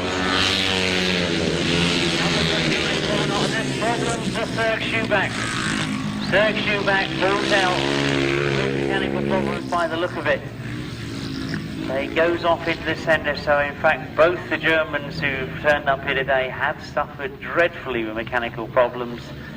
And Serge Schuback disappointingly falls off into the centre, but no such problem for Andrew Appleton. He wants that line in the A final. I'm disappointed that he hasn't qualified. He's got to do it the hard way, but he's certainly making sure that he's fine at the moment. Paul not losing ground on him, but he's got a good comfortable 2nd place. And of course Paul must know that's not good enough. It's the first place that they all wanted in this B final. With one more lap to go, it looks like going Andrew Appleton's way. There he goes.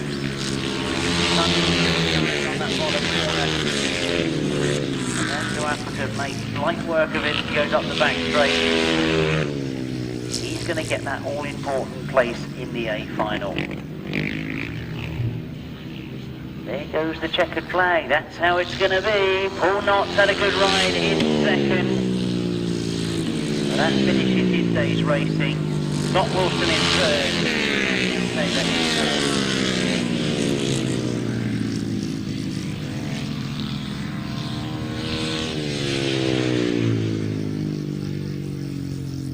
Then, sponsored by Tom's Warehouse of Boston, the Solo B final, a win for number 4, Andrew Appleton. In second place, number 29, Paul Knott.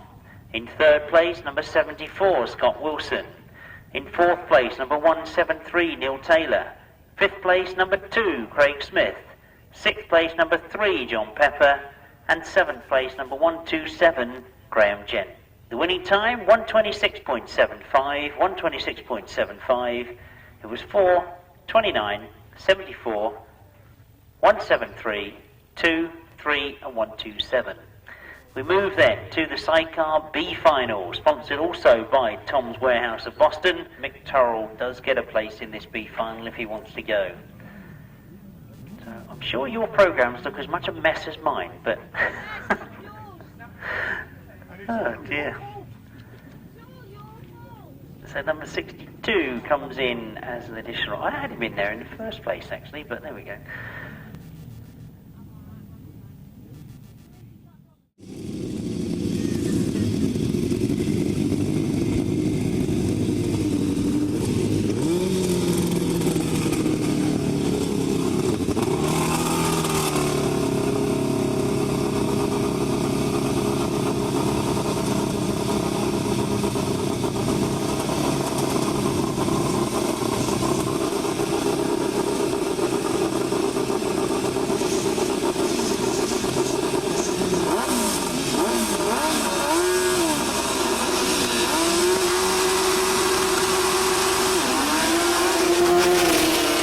Remember, the real big bonus of this final is the winner will get a go in the A final. And at the moment, it's Ian McCauley has got to the front. Matt Fumarola is right there as well, and he tried to go through on the inside in that first turn. There's no way through. Ian McCauley has held it. Matt Fumarola again gets a massive amount of drive on that far side coming out of that top bend. And all four of these look as if they've got a chance of winning it. Ivor Matthews goes round the outside of Rob Winterburn. Still the lead is with Ian McCauley and Darren Wills. Matt Fumarola is trying to find a way on the inside. He really does pick up a lot of drive. Ivor Matthews round the outside of Matt Fumarola though. He's looking for second. He wants to have a go at getting in that A final as he goes down the back straight and chases after Ian McCauley. Is he going to get through this time? He goes straight through into the pit bend, and he'll try and lock it all up and make sure he doesn't leave any gaps on the inside. Ian McCauley is forced to go wide, but it's Ivor Matthews that has got there the hard way. Matt Fumarola and Andi Wilson get up the inside of Ian McCauley as well. They're up in second. Rob Winterburn unfortunately is pulled out into the centre green, but at the moment it's all about qualification for that A final, and it's Ivor Matthews and Tony Miles that have missed the start completely. They were fourth into that first bend. They've worked their way through, and there's problems for Matt Fumarola, I think. He's pulled off as well. It means that Ian McCauley is elevated up into second. We're down to just two outfits in this B final. And Ian McCauley's got problems on the far side. Ian McCauley spins it. I think that looks to me like a back wheel puncher from this distance. But we have most importantly got a qualifier for the next final. Ivor Matthews and Tony Miles. Right, first place goes to number 15, Ivor Matthews and Tony Miles. And in second place, number 50, and that's Ian McCauley and Darren Wills. The winning time, 1:45.93, 1:45.93. Paul Hurry has had that sort of look about him that he's done just enough to get through all day. Lee Complin has been making some brilliant starts and then being caught by the field. Tony Atkin, well, he's had 3 brilliant wins. He has looked very, very good indeed this afternoon. I wouldn't really want to predict it, and indeed I never do, because I'm always wrong. So I don't want to put the mockers on anybody, but I must think that if you are considering who would win this, it's a very, very difficult decision. Now, of course, they will get choice of gate depending on the qualifying points. So Paul Hurry will get first choice, David Howe, then Tony Atkin. And who knows, has somebody saved it for the final? Can Andrew Appleton win the B and the A final? Now, it's a tall order, but you never know.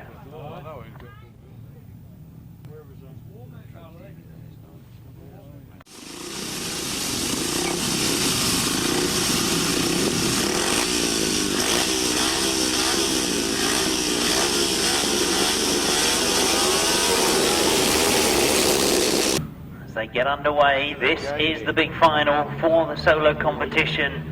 And Paul Hurry has made an absolutely brilliant start as they go into that first turn. But look at David Howe going after him. He dives in on the inside. We've seen him ride some very tight lines on that top end. Can David Howe in third place? Paul Cooper in fourth at the moment. Andrew Appleton in fifth. But it's all about who can catch Paul Hurry. He made a brilliant start, and going into that first turn, he was really given too much margin, really, from the rest of the field. But they're trying to close on him. David Howe getting closer and closer as they come off that top end. Paul Hurry with a terrific line off that top end. David Howe trying to stay with him. Much closer this time as he goes in that first end. Now, can David Howe have a go? Paul Hurry's gone very wide. David Howe is closing up on him, and he's going for him this time. Into the top end he goes, and David Howe has got it from Paul Hurry. David Howe it is has got out in front. Paul Hurry looks over his shoulder. Paul's got a problem, but he might have been checking how close the next rider was. He can do it, I'm sure, but if you go up the back straight, David Howe really has got it now as he goes up the back straight. He maybe wasn't the quickest out of the box, but he's worked his way through and he's got himself to the front. As they come towards the checkered flag, it's David Howe that's going to get it. Paul Hurry gets second, Tony Atkin in third. Fourth place finisher is Paul Cooper, Lee Complin, and then Andrew Appleton. But a tremendous battle from David Howe. He really has turned out to be an exciting rider on the grass this year. You didn't see that one coming, did he? Looked like he got a bloody partner right there, didn't it? Snowman rider, that's what it's done.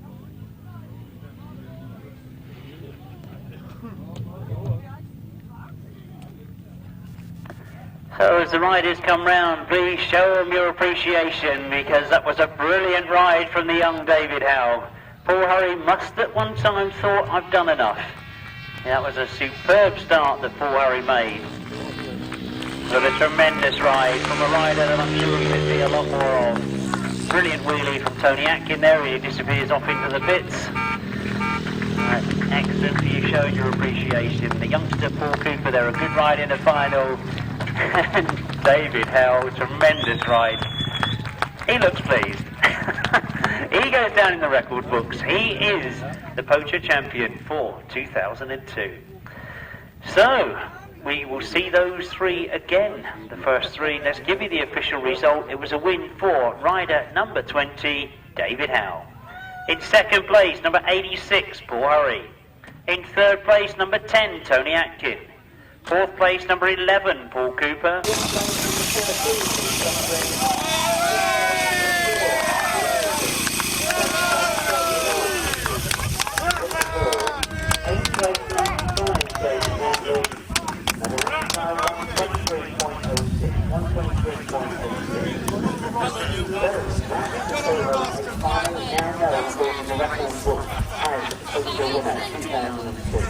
So, as we've seen most of the afternoon, the sidecars reluctant to very quickly get themselves to the start line. But obviously...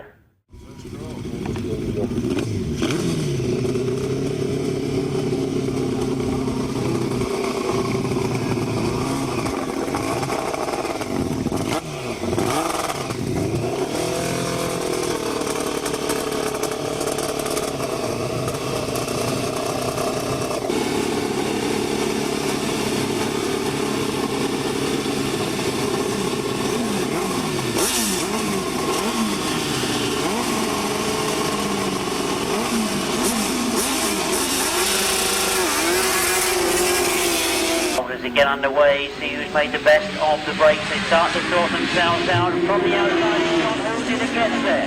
John Halsey and Jason Glenie go into that first turn, leading from Rob Bradley and Tristan Winterburn at the moment. Colin Blackbourn in third, Ivor Matthews in fourth, but it's John Halsey and Jason Glenie that are getting away. Rob Bradley and Tristan Winterburn trying to do everything they can to make sure they don't get too far away.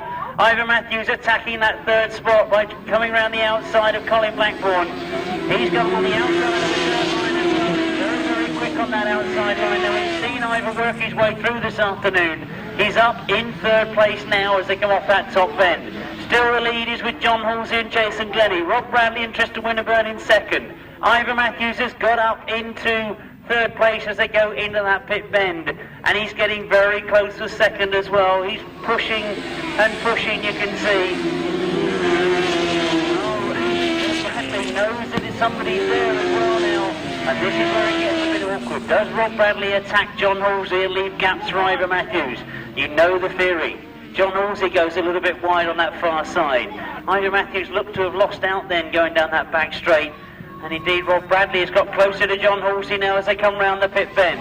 There's one more lap to go, and John Halsey and Jason Glenie. Rob Bradley and Tristan Winterburn still in second. Ivor Matthews still in third. Rob Bradley's going to have a go again. He's got in the way through on the inside. John Halsey knows he's there. And I'm sure there's going to be an attack on the last bend, as John Halsey and Jason Glenie will know that Rob Bradley's close to them. They come off that bottom turn, they cannot afford an error, and I don't think there's any errors been made. Rob Bradley goes for it, right, John Halsey's got it. John Halsey takes it, Rob Bradley and Mr. Winterburn in second. There's Ivor Matthews and Tony Miles in third. And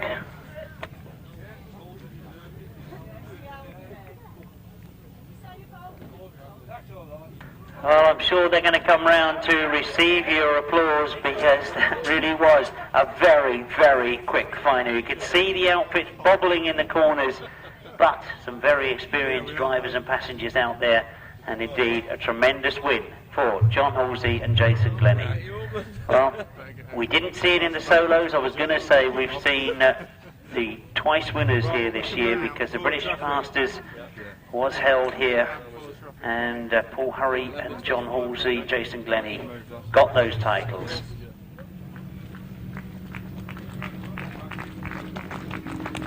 Well, indeed, as they come round, they've worked very hard this afternoon, Ivor Matthews and Tony Miles.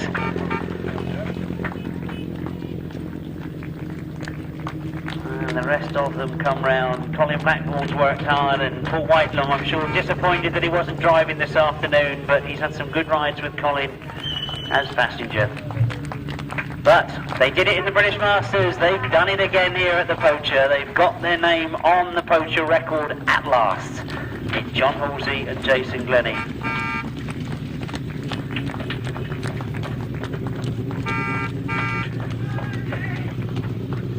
So for those of you that keep your programmes 100%, let's give you the official result. We will be doing a presentation of the Poacher trophies, obviously, as soon as the riders can get up here with us. The official result of race 28 in the programme, the sidecar final, was a win for outfit number 13, John Halsey and Jason Glenie. In second place, number 87, Rob Bradley and Tristan Winterburn. In third place, number 15, Ivor Matthews and Tony Miles. In fourth place, number 25, Colin Blackbourne and Paul Whitelum. In fifth place, number 74, Duncan Tolhurst and Nicky Owen. In sixth place, number 17, Dave Steer and Ian Whale. The winning time, 1:44.66, 1:44.66. You should have had 13, 87, 15, 25, 74 and 17, 1:44.66. So I know a lot of you probably got very long journeys to make. I wish you a very safe journey home. We will be doing the presentation of awards as quickly as we can get the riders up here.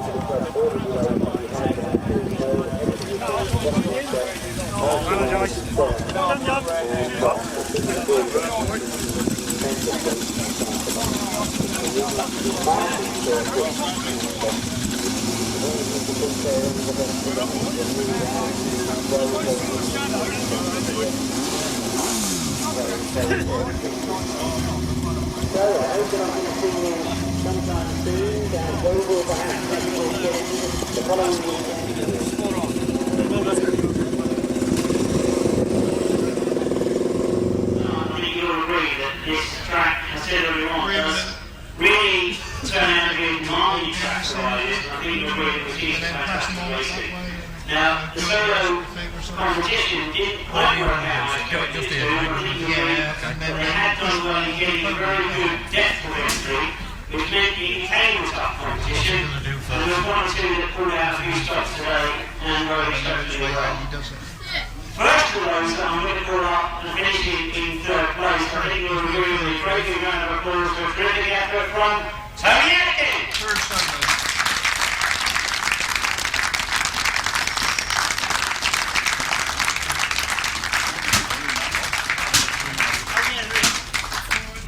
So I'd like to have a bit more of you, Tony, because I've got to get money out of this.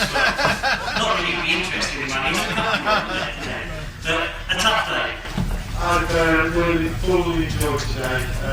Thought the track was harder than the Masters track, and it was really pleasant to ride. I really enjoyed it.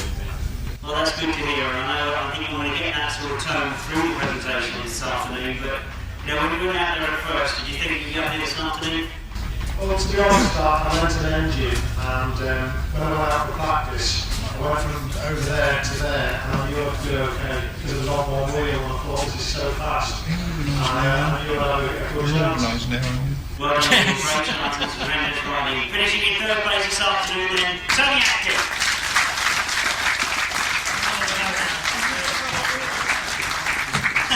Let's get a picture of you, Reg, for some it's funny. Oh, yeah, got it, mate.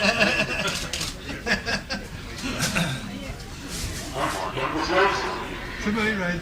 Right, we've got third place. Let's move up then to second place, because I think you'll agree that at one time this rider looked as if he was going to do exactly the same as he did months ago and win this one from start to finish. It wasn't a lead, he got caught, but he's up here again on the roster in second place. Harry!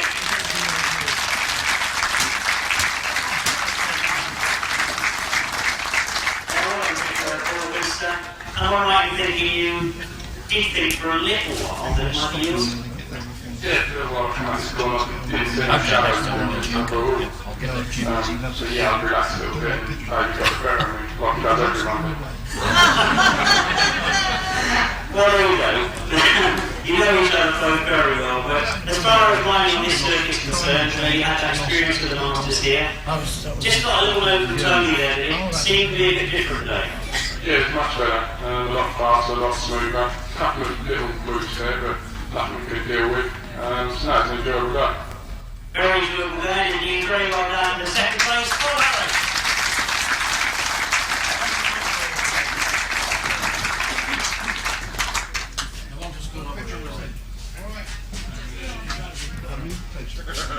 I'll get right out of the way. Hang on a minute, hang on.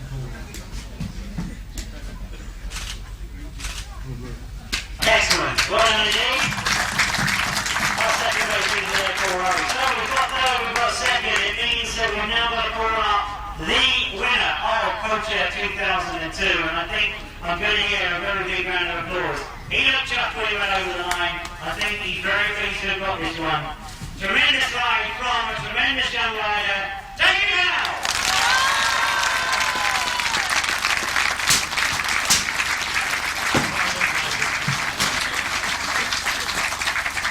Can't see me. Cameras. Keep going, pull that in the pocket. Come on, give us a nice smile. Yeah. Shake hands, that's it. Lovely. Look at me, Ray. Thank you. And me now. Lovely. And again. Lovely.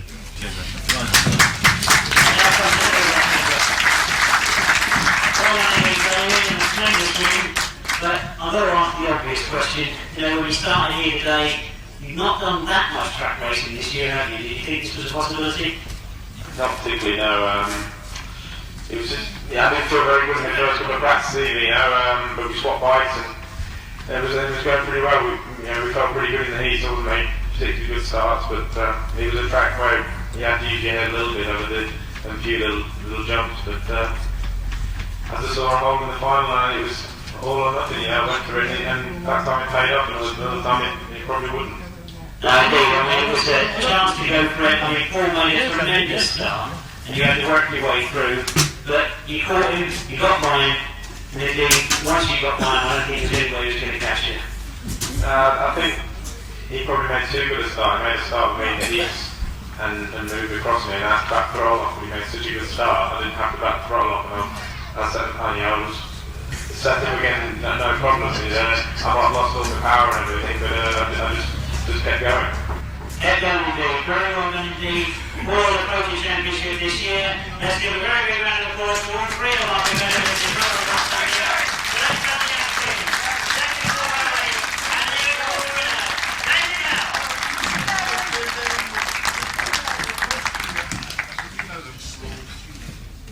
Smile! Smile, Ratty!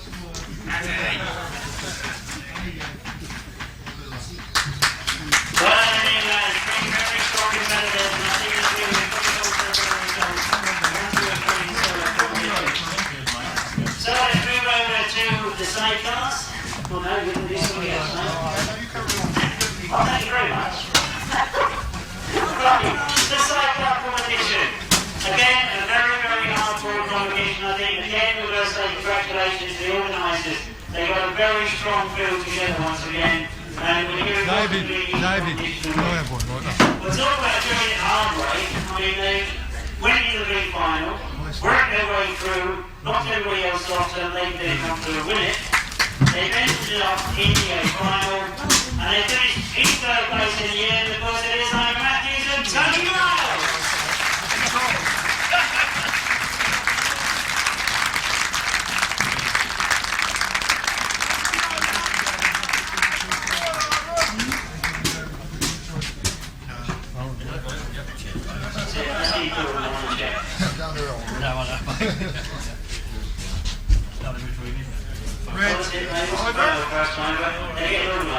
Reg in the middle. That's it. What a handsome butt. Especially that Tony Miles. Jim, can you get out of the background, please? Well, lad. Thank you. Alan upstairs. Is that alright? I think it's just like a crowd of people behind you, Right, Ivor, where do I start? Not a good day to start with, very poor result in the first heat. To be honest, really struggled all day. We've got a problem with the line lead. I just seem to affect it on the big tracks, but it's just can't get out of the gate. I'm quite happy with the sport. Once we get going, we feel real quick, but you can't walk with these guys. I think, let alone the yards, at the end of the day, we can't be displeased because I just think we'll be up there, to be honest. Well, as I say, it's been a very difficult day, and obviously it makes sense now that you said there is a problem with the bike. Now we've got some big tracks and big biggies coming up. Is this something that can be sorted? I hope so, because I'm going to stand there looking at Johnson and they're doing it. Tony's broke his finger as well in the last heat. We clipped actually going into the corner, so he did the last two broke fingers. He's braver man than me though. So I don't sympathy vote now, I'll tell you, it's a very hard day. Yeah, it was out down the just those people with chips and everything. Well, you have indeed, and of course this is the forum where you step on to the traders and the burn-up and all the rest of them, but this is a very demanding track, isn't it? Yeah, it is demanding, but I was struggling on last year, this year. Just trying in, I felt good, and I felt good this week, but it happens to me. It happens indeed. We'll only see what happens for the rest of the year, but we're going to take third place finishes there. Over to Tony Miles. So, join them. I think it's fair to say this guy really runs me ragged when it comes to meetings like this. He keeps promising me he's going to win one day, but I'm sure he is. Another road ride this afternoon with second place finishers, Rob Brown with the Tristan winner.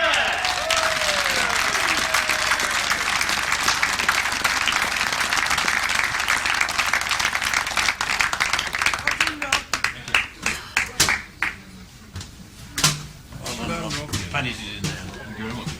Let's get a photo there, because their leather's almost matched.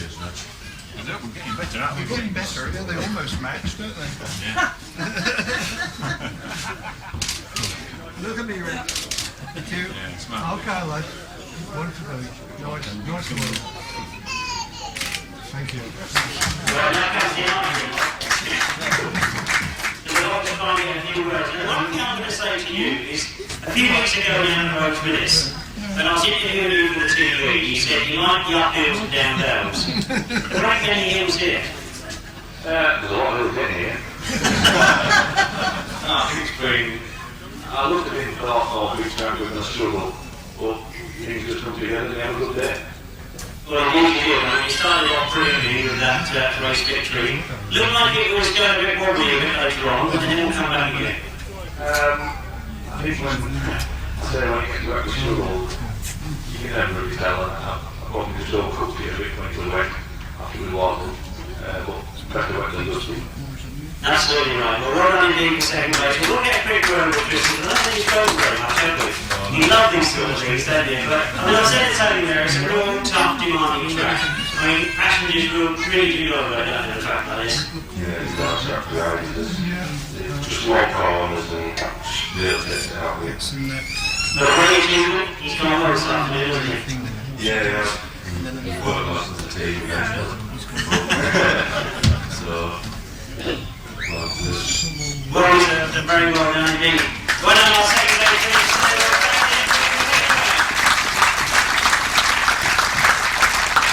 Well, it means that they've only got one more period up here, and of course they have now got themselves into the record books. They haven't previously won the Poacher. They know that there's a third person got their name on there more times than anybody else, so it's one they really wanted to get, I'm sure. They did indeed win the British Masters up here. They've now got their name on the Poacher record. It is indeed the winners this afternoon, John Halsey and Jason Glenie.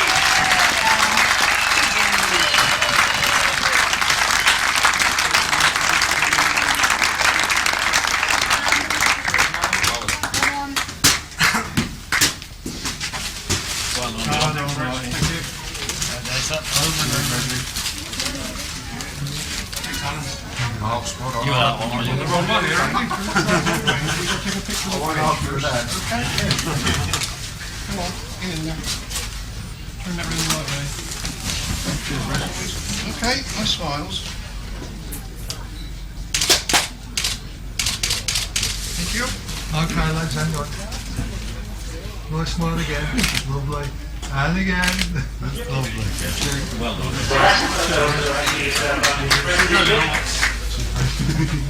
So, now comes the argument, John, because there's an awful lot like glass, but I mean, you didn't have too good a start, did you? Well, in the final. No, I think that was the best start we ever had. We picked our gate 6, which I thought was going really good all day. And to be true, it just flew out of there and we went on, but we could definitely see Mr. Brady behind us in the shadows of the sun, so I knew he was there, but I didn't look behind, but we knew he was there. Camera in there. But he was there indeed. What I really meant was the earlier heats, because he did come out sort of winning easily this afternoon. It was worked hard, and with a big demanding track like this, it does take it out, doesn't it? That's right, yeah, I think someone said earlier on, once you put a bit of water down, all your gear and everything goes out the window, you've got to rethink again and go back to the drawing board. But once you get going again, excuse me, and the track sort of come back good again, then you can start using your motor again. But, like I said, you've got to think what you're doing and get it right, really. Absolutely, we'll work like you did indeed. Jason, if I can just bring you in quickly, because what I've said to the other two passengers, it is a hard track to ride, isn't it? Oh, definitely. I mean, the size of it is good for us to go because you can work on the track. So, from a passenger's point of view, it's probably a good track, but hard work. Well, but hard work, and when you won the Masters up here, do you think you can come back in less than a month's time and win this one as well?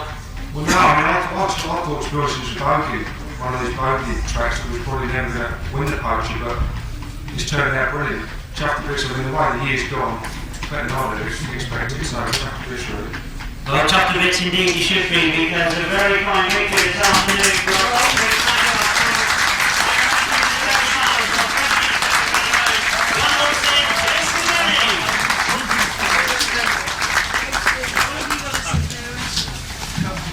So we're after the photographs will be taken and we say I hope you have enjoyed the racing this afternoon. I've talked a lot about the size of the track and how demanding the track is, but one thing for sure is we have got some very, very strong competitors in this country at the moment.